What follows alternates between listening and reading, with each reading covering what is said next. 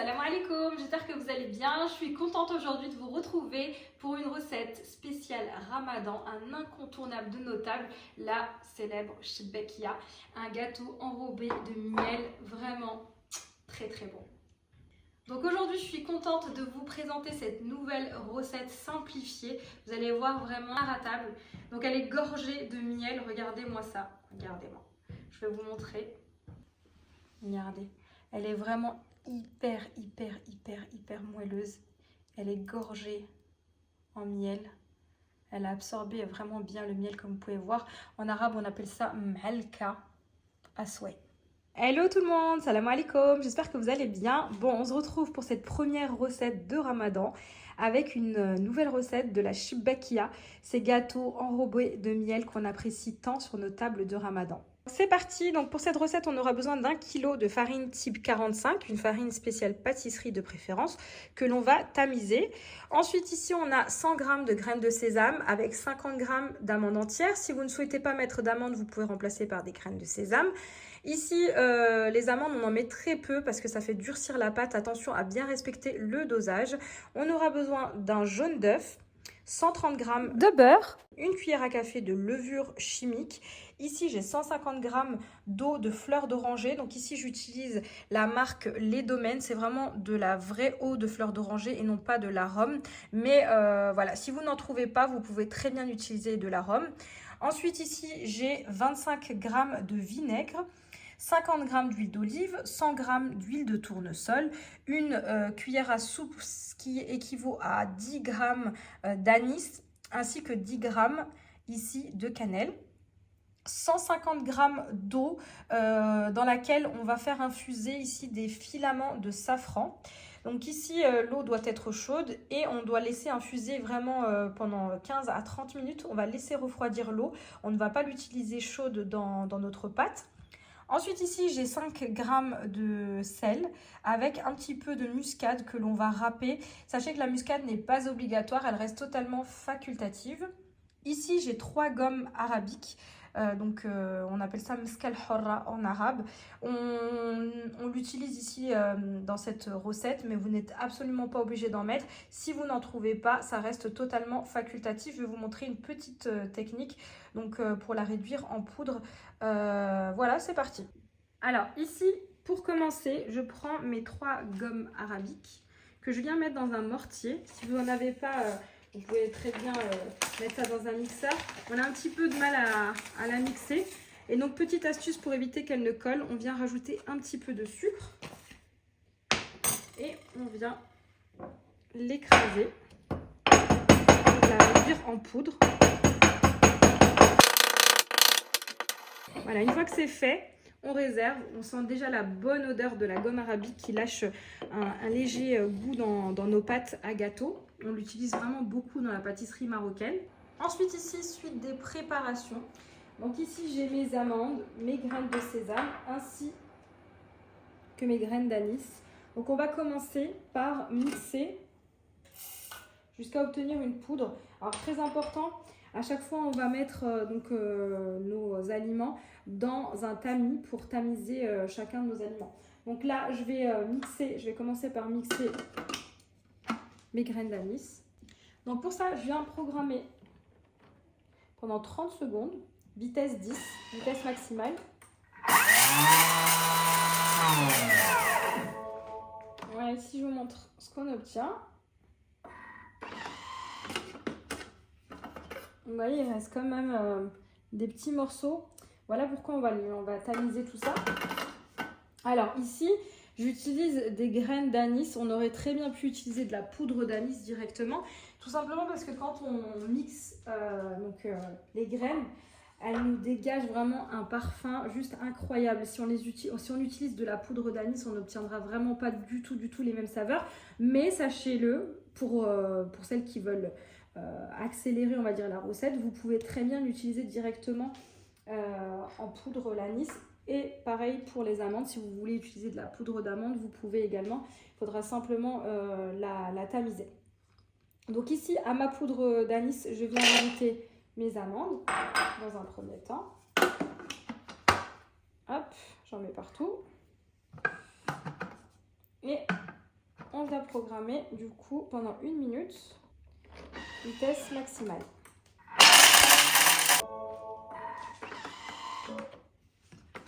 Voilà, ici je vous montre ce que j'obtiens. Donc là je vais racler le tout et je vais déposer donc ce mélange directement dans mon tamis. Donc là, hop, je vais mettre sur mon tamis mon mélange poudre d'amande et anis. Et en fait, le fait de rajouter les amandes, ça nous permet d'obtenir une poudre d'anis un peu plus fine. Voilà. À présent, donc je vais rajouter ici mes 100 g de graines de sésame dorées. Et pareil, ici on vient mixer durant 1 minute à vitesse maximale. Alors pourquoi les graines d'anis, je ne les ai pas rajoutées à ma poudre d'amande, mes graines de sésame, pourquoi je ne les ai pas rajoutées à ma poudre d'amande et à mes graines d'anis? Tout simplement parce que les graines de sésame lâchent très rapidement leur huile et on obtient facilement une pâte. Voilà pourquoi. Donc là, hop, c'est parti. Voilà, ici je vous montre donc ce que j'obtiens. Vous voyez, c'est légèrement plus liquide. Donc là, je réserve et on va passer à la suite.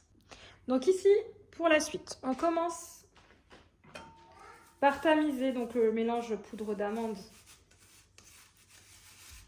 et graines d'anis. Alors pourquoi on doit tamiser ici l'ensemble des ingrédients secs?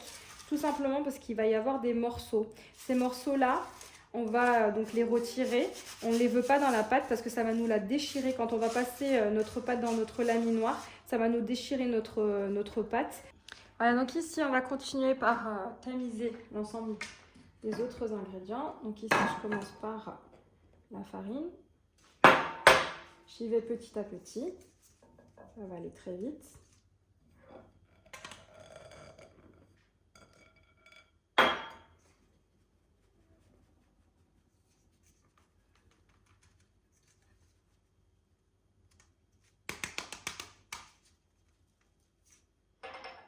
La cannelle.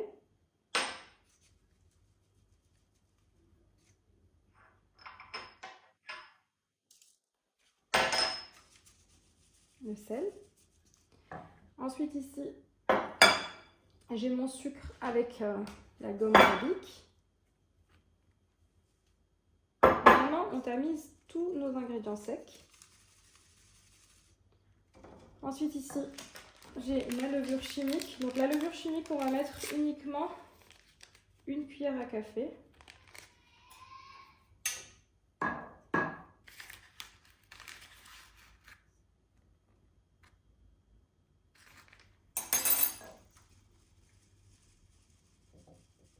Et ensuite, on va mettre aussi un petit peu de noix de muscade. La noix de muscade, comme je vous l'ai dit, reste facultative. Vous n'êtes pas obligé d'en mettre.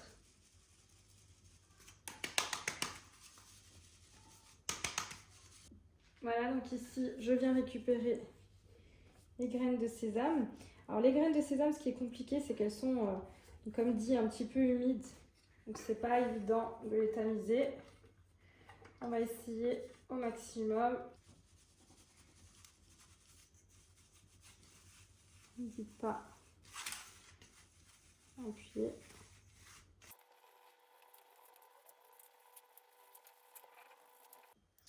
Voilà, ici pour la suite, une fois qu'on a tamisé l'ensemble de nos ingrédients secs, on va passer à l'élaboration de notre pâte. Donc ici, j'ai choisi de la faire à la main parce que je trouve que c'est ce qu'il y a de mieux. En plus de ça, on a 1 kg de farine. Donc dans les robots, c'est un peu compliqué. Donc ici, on va commencer par mettre donc, notre huile. Donc mes 100 g d'huile de tournesol avec mes 50 g d'huile d'olive. Et en fait, peu à peu, on va commencer à ramasser notre pâte. Donc ici, j'ai mes 150 g d'eau de fleur d'oranger. On va commencer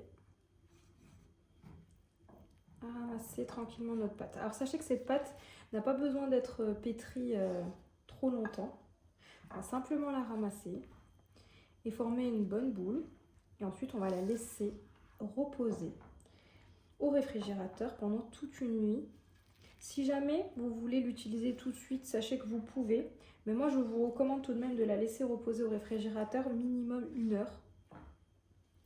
Voilà, une fois que vous sentez qu'il n'y a plus du tout d'ingrédients liquides, que vous n'arrivez pas forcément trop ramasser votre pâte, on va rajouter le reste de nos ingrédients. Donc ici, hop, mon eau safranée qui va apporter de la couleur et également parfumer ici votre pâte.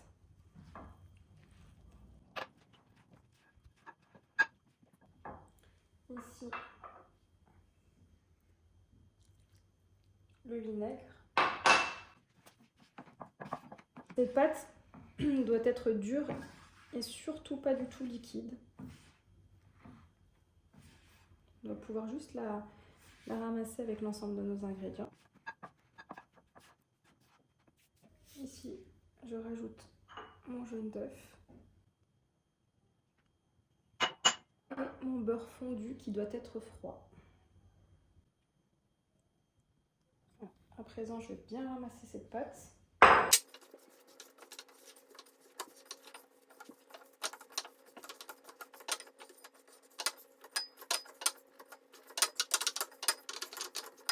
Pour éviter que votre plat ne bouge, je vous recommande de mettre une petite microfibre en dessous. Voilà.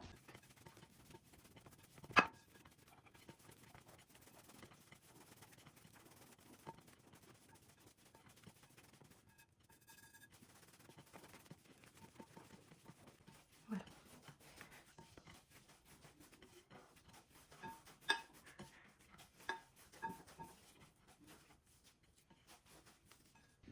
Voilà, donc ici, j'ai pas du tout trop travaillé la pâte. Comme vous pouvez voir, on est sur une pâte vraiment très souple, qui ne colle pas, c'est vraiment important. Il ne faut pas du tout qu'elle colle.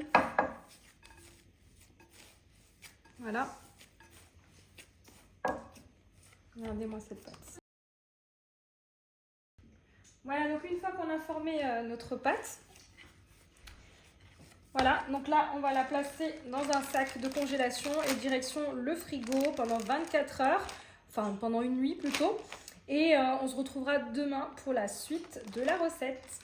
Ici, le lendemain, une fois que j'ai laissé ma pâte reposer toute la nuit au réfrigérateur, je suis venue diviser ma pâte en 8 pâtons. Pour obtenir un bon feuilletage, je vous recommande de plier votre pâte en portefeuille. Donc vous commencez par abaisser votre pâte et ensuite vous la pliez dans les deux extrémités pour ensuite la plier encore une fois sur elle-même. Et vous faites ça pour vos 8 pâtons. Ici pour la suite, vous prenez votre premier pâton et vous venez légèrement l'abaisser afin qu'il puisse s'intégrer facilement dans votre laminoir. Si vous ne disposez pas de laminoir, vous pouvez bien sûr le faire manuellement. Simplement, ça vous prendra beaucoup plus de temps et il faudra l'étaler bien finement. Ensuite, je vais intégrer ma pâte en position 0 dans mon laminoir.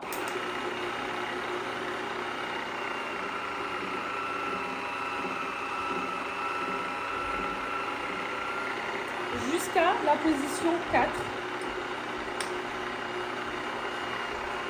Donc j'avance cran par cran.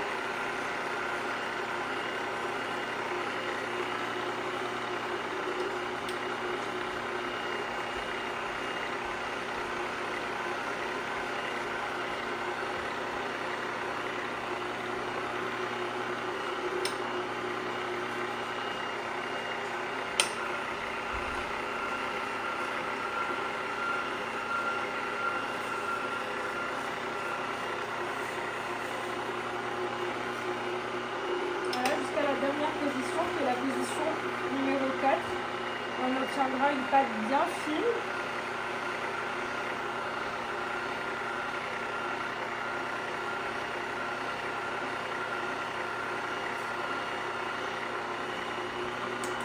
Voilà, donc je vous montre ici l'épaisseur de notre pâte. On a une pâte bien fine. Donc là, hop, ici je vais la couper en deux pour que ce soit plus facile pour le travail.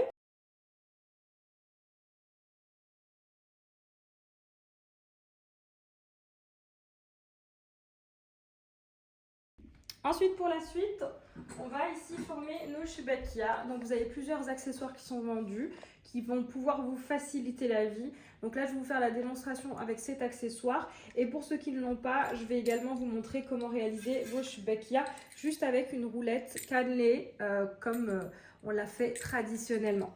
Donc ici, pour ceux qui disposent de la roulette, c'est vraiment un gain de temps.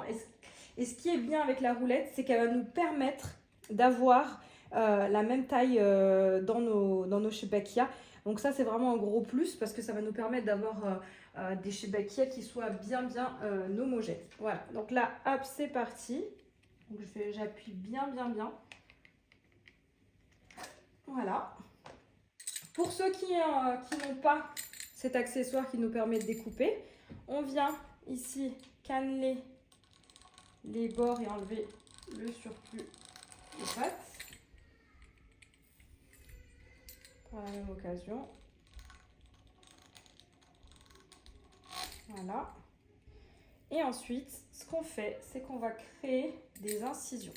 Donc, une première, on espace, une deuxième, on espace, une troisième, une quatrième, et ensuite, on coupe. Ensuite, on vient prendre ici. Voilà ici, donc je vais vous montrer comment former vos Chewbacca. Donc vous avez 5 bandes. Vous prenez votre première bande, vous venez la déposer sur votre quatrième bande, soit l'avant-dernière. Vous écartez comme ça. Voilà, vous voyez, vous avez deux côtés, vous avez juste une bande en plus. Vous retournez. J'espère que ça sera assez clair. Vous retournez. Vous avez cette dernière bande que vous venez mettre juste ici. Vous venez prendre les deux extrémités de cette bande et vous les collez ensemble. Et ensuite, vous venez simplement soulever. Et ensuite, vous arrangez votre Chewbacca. Donc pour ça, vous venez pincer les côtés. Et voilà ce que ça donne. Je vous la remontre une deuxième fois. Donc vous prenez votre première bande, vous venez la déposer sur la quatrième bande. Vous voyez, celle-ci, vous venez la déposer juste derrière. Et quand vous la déposez derrière, vous la collez ensemble. Attention à bien les faire adhérer parce que sinon ça va s'ouvrir à la cuisson. Et voilà, je viens écarter. Je pince les côtés. Et je dispose sur mon plateau afin de laisser sécher ma Chewbacca jusqu'à la cuisson. Voilà. Voilà, ici, une fois qu'on a formé l'ensemble de nos Chewbacca, on les laisse sécher.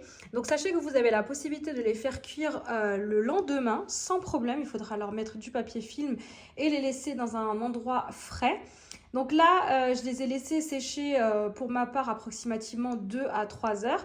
Donc là, c'est parti. On va procéder à la cuisson et à l'enrobage du miel autour de notre Chewbacca. Ici, dans une poêle creuse, je viens mettre de l'huile, de préférence de l'huile de tournesol. C'est l'huile qui a le point de fumée le plus important et qui supporte bien la friture. Là, on va faire un bon bain d'huile pour nos Chewbacca. Ici, pendant que mon huile chauffe, je vais faire quelques petites préparations. Donc ici, je viens faire dorer quelques graines de sésame. Donc ceux-là, on va les utiliser donc, pour les parsemer au-dessus de nos Chewbacca. Pour les faire légèrement torréfier pour leur faire dégager toute leur saveur. Une fois qu'on aura torréfié nos graines de sésame, on va également rajouter des amandes effilées. Ça reste totalement facultatif. Je trouve que ça décore super bien la Chewbacca. Ici, pour la suite, donc on va enrober après la friture nos Chewbacca dans du miel. Alors personnellement, j'utilise du miel de fleurs ainsi que du sirop de glucose. Donc j'utilise 2 kg de miel pour 1 kg de glucose ici. Donc je vais mettre l'ensemble dans ma casserole puisqu'on va également faire chauffer légèrement le miel afin de le liquéfier avec également un petit peu d'eau de fleur d'oranger pour le parfumer. Ici, j'ai fait torréfier mes graines de sésame. À présent, je viens rajouter des amandes effilées.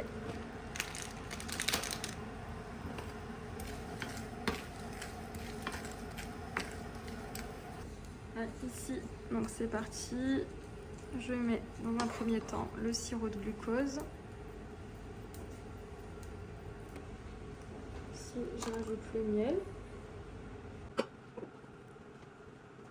Si vous en reste, surtout gardez-le.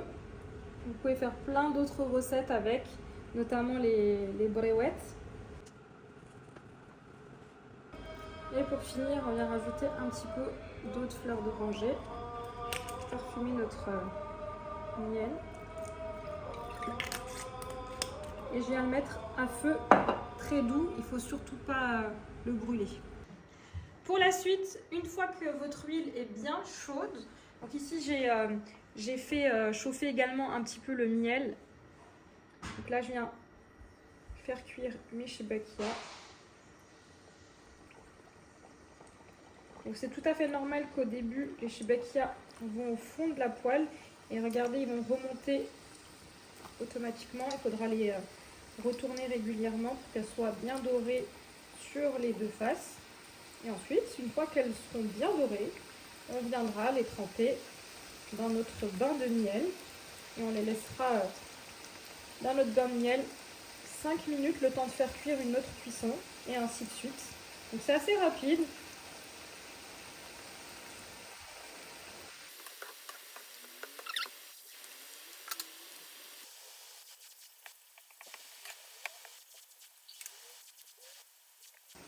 Voilà, une fois que votre shibakia est bien dorée, qu'elle a une jolie couleur dorée, comme ceci, on vient bien filtrer pour retirer l'excédent d'huile à l'aide d'un écumoire. Et on vient tremper dans notre bain d'huile, dans notre bain de miel.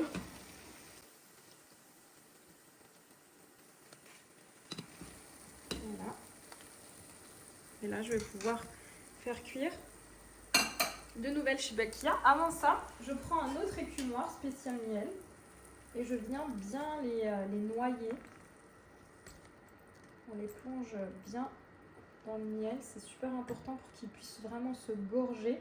Et très important, il faudra les plonger directement bien chaudes, vos shibakia, dans le miel pour qu'elles puissent s'imprégner à l'intérieur même des shibakia de miel. Très important. Et il ne faudra pas dépasser 5 minutes parce que sinon vos gâteaux vont commencer à fondre directement dans le miel. Voilà, donc là, je replonge de nouvelles shibakia dans mon huile jusqu'à terminer l'ensemble de mes gâteaux. Donc, je vous montrerai la suite une fois que j'ai filtré mes shibakia du miel. On va les parsemer de graines de sésame dorées qu'on a fait torréfier à la poêle, avec également quelques petites amandes effilées. Ici, ma prochaine fournée est quasiment prête, comme vous pouvez voir. Commence tranquillement à dorer. Donc là, ce que je vais faire, c'est que je viens filtrer mes gâteaux qui sont plongés dans le miel et je vais venir les disposer ici dans le haut du couscoussier. Une petite astuce, mais si vous n'en avez pas, vous pouvez les mettre dans une passoire. Il faudra bien mettre un récipient en dessous pour récupérer votre miel, hein. Zéro gaspillage. Et comme je vous ai dit tout à l'heure, quand on aura fini avec le miel, s'il y en a encore, on va le filtrer des petits morceaux de shibakia qu'on peut retrouver dedans. Et on va l'utiliser pour des autres recettes de gâteaux, notamment les brouettes qui sont prévues également au programme de ce mois de Ramadan. Voilà, donc là, hop, je les dispose délicatement pour éviter de les casser. On les filtre grossièrement. Et on va pouvoir filtrer notre autre fournée et les rajouter dans notre bain de miel et ainsi de suite. Ici, retour sur nos shibakia filtrés. Donc là, ce qu'on va faire, c'est qu'on les met tous à plat sur leur face principale. Et ensuite, on va venir les parsemer de graines de sésame ainsi que d'amandes effilées.